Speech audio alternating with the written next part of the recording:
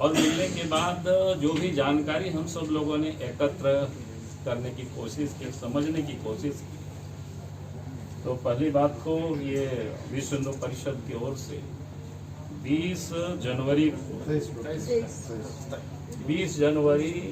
2020 को संगठन की ओर से विश्व हिंदू परिषद ने परमिशन लिया था जुलूस, और 23 तारीख को ये जुलूस निकाला गया, यानी प्रशासन को सूचना देकर प्रशासन की परमिशन से।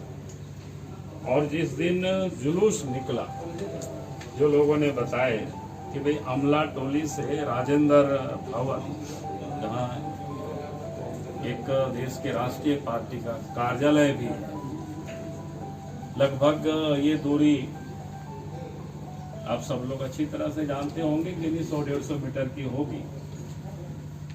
जो लोगों ने बताया कि वहां जब जुलूस पहुंचा, जो लोग जुलूस में भी थे उन लोगों ने भी मिला बताया कि दोनों तरफ से, छत से भी नीचे से भी पत्थरबाजी होने लगी। फिर तो ये भागदौड़ हुआ।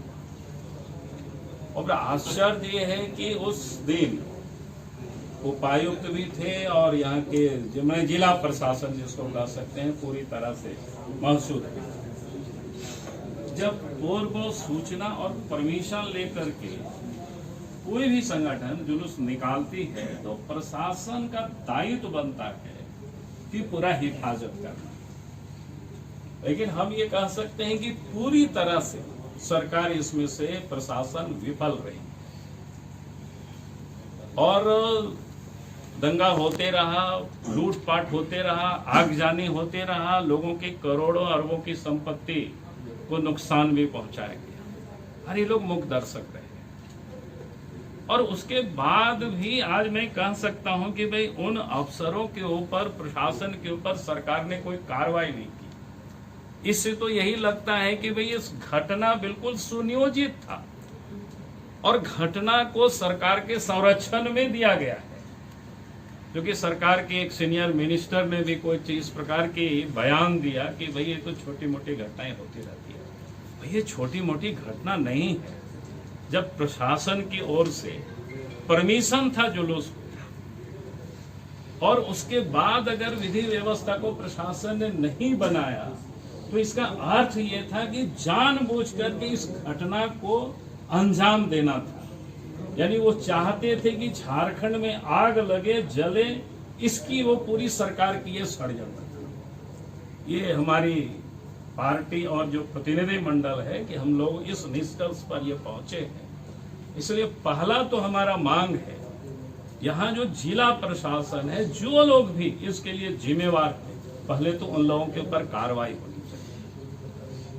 तभी फिर से कोई इस प्रकार की कहीं भी कोई दंगा नहीं हो सकता है, कोई भी इस प्रकार की लापरवाही नहीं हो सकता है। तो पहला तो ये मांग है। दूसरा जो मांग है, जो लोग इस दंगे में जो इन्वॉल्व हुए, जिन लोगों ने पत्थर चलाया, जिन लोगों ने लूटा है, आगजनी किया है,